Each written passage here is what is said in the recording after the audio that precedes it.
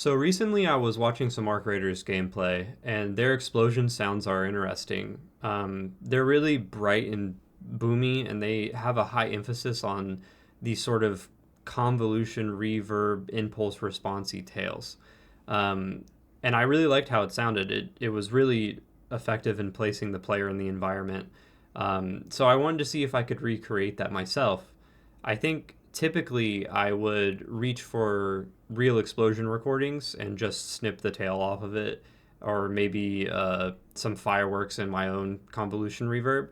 But I thought it'd be interesting to see if I can make it completely from scratch without using those realistic library files. Here's a few clips of Arc Raiders explosions so you can kind of get a sense of what they sound like.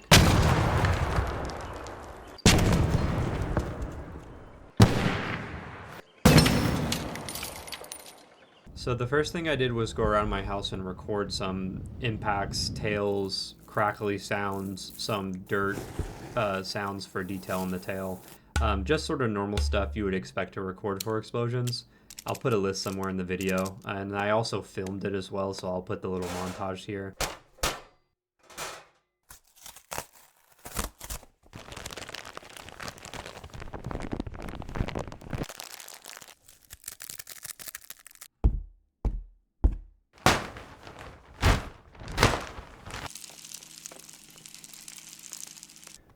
Once I had all my raw files, I just went ahead and started layering them together to make your standard impact layer here, a body layer here, and then the tail sound here, and then debris here at the bottom. So that's really the four groups of the sound. And then I also recreated the little beep sound effect that you hear at the beginning. In particular, this is the explosion that I like the most from my recording, and so this is the one that I tried to recreate myself.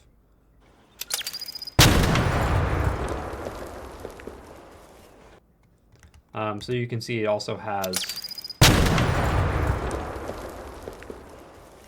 so it has this nice little like tech beep area, a really bright impact explosion followed by a convolution response like delayed tail, and then just some detail at the very end with dirt falling down and stuff like that. So that's like the main areas that I knew I needed to hit. So the first thing I did was make this beeper sound from the beginning. It sounds like this on its own. And all that is just some of the tools recording here, which is just like the raw files put together of me messing with the tools that I put together in a way that I thought sounded satisfying. And then I added the standard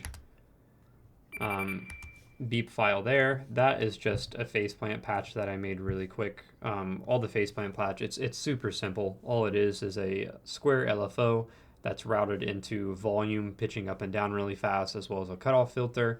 And then I just used a combination of, I really am just using this filter table actually, but I messed around with comb filters, ring mods, just to give it some more personality. But when you play it, it just sounds like... Sorry, that was a little high. And then as far as effects, all I did was put on Slapper ST to sell it in world space, and then turned it up a little bit.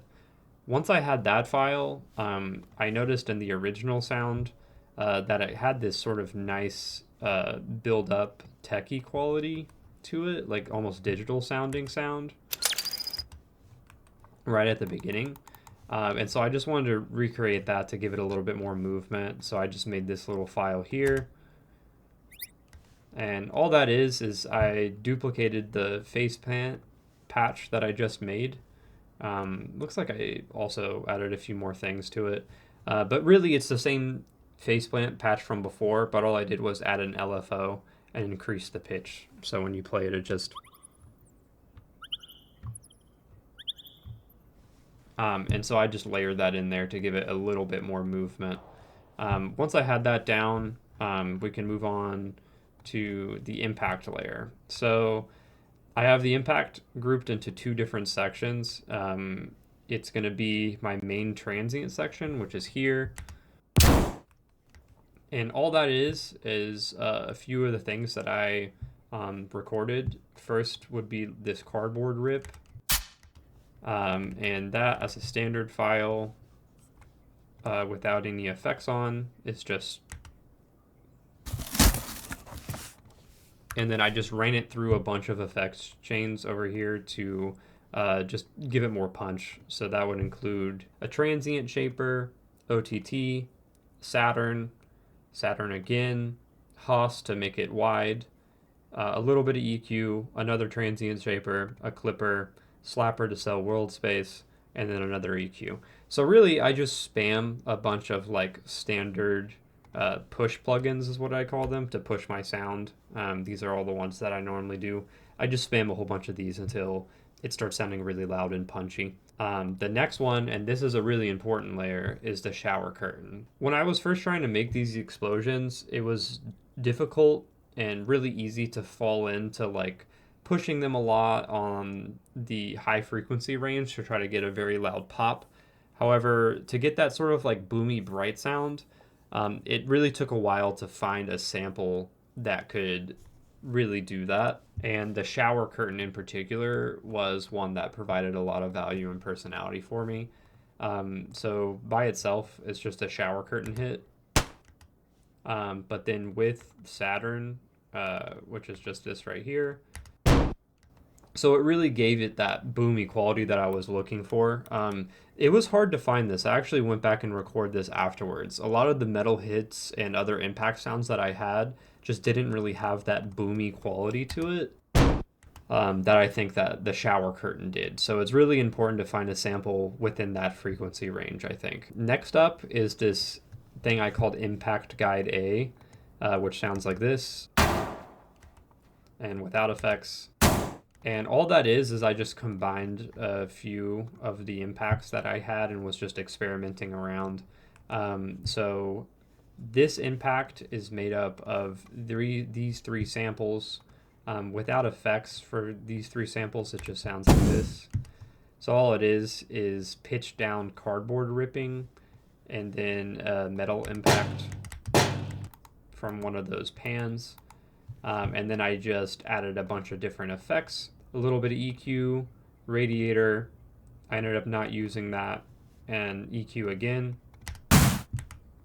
just to bring out the highs and the punch. For this layer, I just wanted a little bit of a tail, so I just added Saturn and Valhalla Shimmer. This is what gives it its sort of reverby tail to extend the sound a little bit. And then for the impact, OTT, Saturn, Shimmer again, a transient shaper, Saturn again, and then EQ again before, after. And then all together, I just ran it through another convolution reverb and some more reverb for space just to kind of give it this long, big explosion taily sound. And then I just faded it out and then re-added in EQ, Saturn, and Slapper to give it some world space again. After that, I just have my bass layer. That's just the Udu drum that I recorded, which makes a nice low pitchy bass sound. By itself, it sounds like this. And I ran it through a few plugins, including EQ, because I only wanted the bass from it, R-Bass to really boost up this frequency range, digital drum compressor to make it louder, and clipper to make sure it's not too loud. Really, you can run anything through this, and R-Bass is what's giving it most of its bass here. What's really important about the bass sound, at least for me in my explosions, is that I always put the bass before the actual transient of the sounds. Otherwise, the bass just gets lost in all the high-end material. After that, I just have this RX click layer, and all that is RX trick. To get that, all you need to do is grab like any file that you want. Like I'll just grab this, and then you just add in RX declick, and then output clicks only, and you get these like nice, really clicky sounds. So I just took one of those and then ran it through Decapitator Saturn, as you can see, very high on the high end, and then turned it up really loud to get this nice sort of which is kind of intended to hurt your ears or at least simulate like the ear damage that you would get from a real explosion. Same thing with this. This is just a tap from the game case. So that's a little painful to listen to, but that's kind of its intention. So without any effects, it's just a tap of the game case, and then I just added in Saturn again, and then L2 to really push the high end of the sound. And once I had that, I kind of go into sort of a flavor impact layer, something that gives it a little bit more personality. A metal hit here by itself is just this. So it's just those metal pans, and then I put on Haas, Saturn again, Filter Freak for some movement, and then a little bit of Bloom just to bring out its tonal qualities. This sound right here is one that I forgot to film myself recording, but it's the sound of me closing a metal gate by the mailroom in my apartment complex. But I just added in a little bit of EQ, Saturn again, and then Decapitator. And you can see I really destroyed the sound to give it a little bit more of distortion whenever it first hits. I found it's pretty important not to overdo the distortion when you're trying to make this style of convolution response, impulse response explosion sounds like from Arc Raiders. I think with a lot of explosions, like in Battlefield, a lot of the sound would be distorted like this, and you could get away with turning this up more. But I found to make this style of explosion, you want to just kind of have it be a background element. After that, I just added again, this is the shower curtain. And on its own, it just sounds like this. But I just added in some effects. Saturn, really emphasizing the lows. ROM, so it has a little bit of a tail. And then R bass to give it even more bass. After the transient layer, I went into the body layer. So the body, which is sort of like the initial slapback or like reverb tail of the explosion, I'm talking about this. This is the original file here. So that's sort of the sound of the initial blast of the explosion echoing off the canyons. That's what you would normally get from a convolution response. So I tried running a bunch of things through the convolution reverb, and nothing was really sounding like the explosion tail until I recorded that shower curtain. So the shower curtain on its own sounds like this, which is just that shower curtain. And then I added in Decapitator, a flanger, which I deactivated, so I didn't really like it in the end, some EQ, Saturn, a convolution reverb, finally. And the impulse responses I used for this I got from Boom library, so it's just like a collection from Boom of urban and real impulse responses. And then Fresh Air to give it some high end, and then RxD click. And so after that, it sounds like this.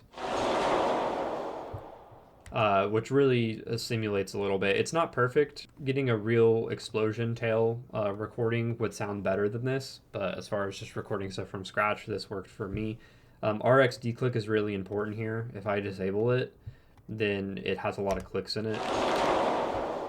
And RxD click just gets all those out. And then I'll also A/B it with the convolution reverb turned on and off.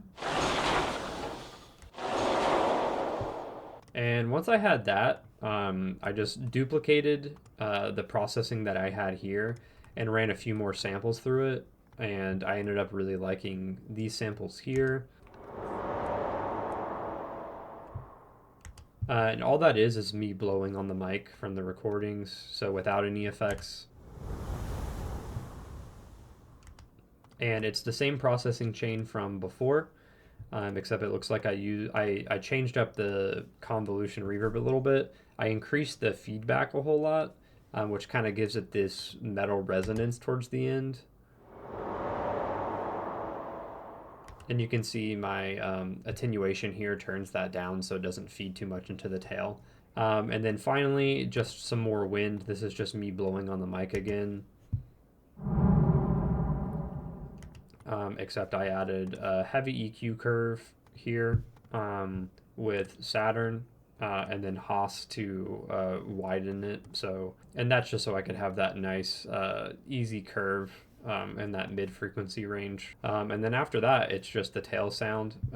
So the tail sound is made up of two things, the general tail and then also like the dirt and debris layer.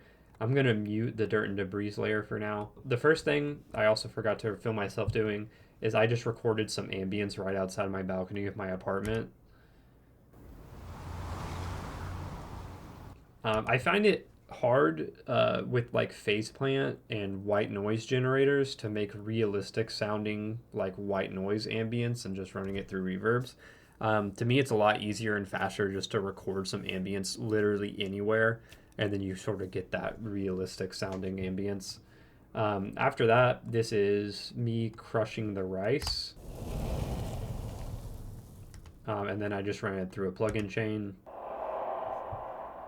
All I did was EQ it, ran it through Saturn to emphasize middle frequencies, hit it with a convolution reverb, hit it with Haas to widen it, added Slapper ST. This is a must-have VSD, I think, for creating space without things sounding too washy from reverb. So it's just like a delay, and then L2 to turn it up.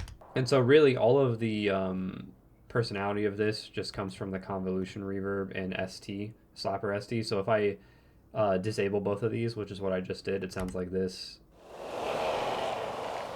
And then with convolution and Slapper enabled. Then after that, I did finally just use, this is just white noise I generated with phase plant. And all that actually is, I think I accidentally deleted it, but all it is add in phase plant, add in a noise generator. So if you just add in a noise generator on this first, all I did was do that, and then you can add like a few filters here, like this, to sort of add that, and then it's just a flanger that's running through it like this.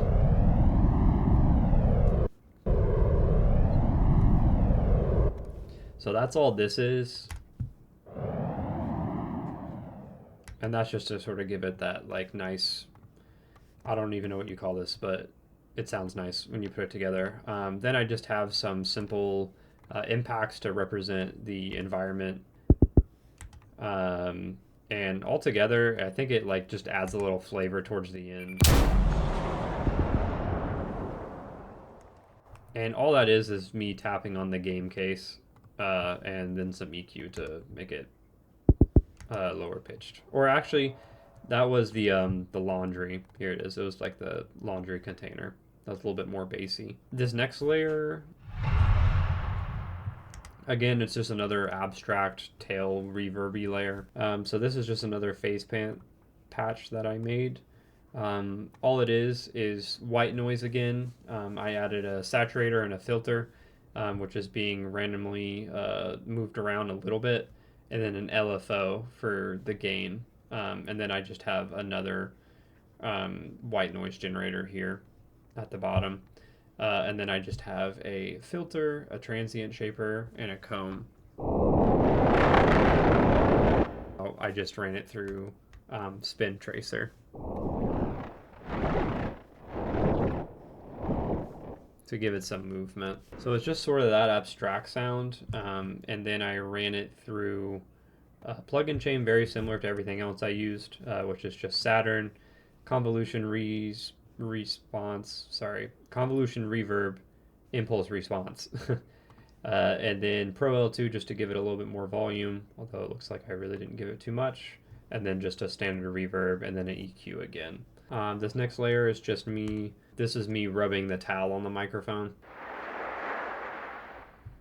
And then I ran it through a convolution reverb, L2, spaces, and then another EQ because I only wanted the high end. A little bit of that wind sound coming off of the explosion. Again, here, this is just my ambience recording. Oh, I actually got really lucky with this. So this is it was a really windy day when I recorded my ambience, and I got these really nice, like, I got that really nice, like, wind wisp. So I just EQ'd it for the frequency range of that wind wisp. So I ended up adding some nice detail in there. And then I just have me rubbing the mic with the towel again.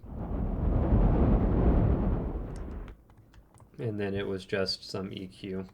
And I probably pitched this down and resampled it potentially.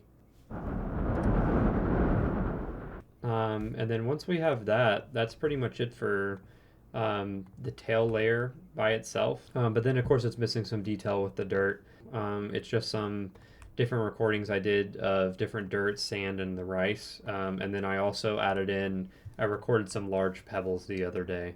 I do have it all running through this effects chain of just a little bit of convolution reverb, some EQ to make sure we don't have too much piercing high end or low end, and then Haas to make it a little wider because a lot of these are mono recordings.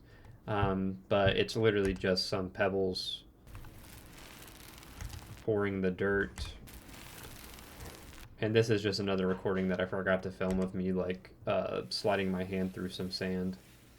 And then the bag that I crumbled around, if you pitch down the bag, it sounds a lot like rocks. And then the rain stick at the very end. The rain stick is just a giant stick that has rice falling from one end to the other, and it has a bunch of sticks inside, so it breaks up the ice. Or the rice, I mean. And then some of the ramen that I smashed, again, just for some more detail. And then ramen smash again, mainly used for rocks. Just cleaning up the high. And then the last layer is just a pitched down bag, which without any effects and then pitched all the way back up sounds like this. And then I added in Saturn, a convolution reverb, and some EQ. And that should be about it. Oh, and then one last thing is that just to match up with the video, again, this is just my outside ambience recording. Last thing, my mastering chain for the entire thing. So I did add a transient shaper. I have the dry wet mix being modulated so it only plays again at my transient right after my bass hits. Then I just have my standard mastering chain, a little bit of EQ, a little bit of OTT, a dash of width control, although I didn't really use it on this one. Didn't use Sooth 2, and then a clipper just to make sure it's not too loud. So then finally at the very end,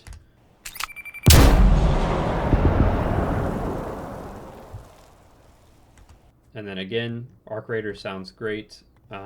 Here is the explosion sound exactly that I tried to recreate. So I still think in the end their sounds, I really like their initial impact. It just sounds very boomy and lives in this frequency range that I couldn't quite capture in mine. But I'm pretty happy with how it turned out for not recording any real explosions.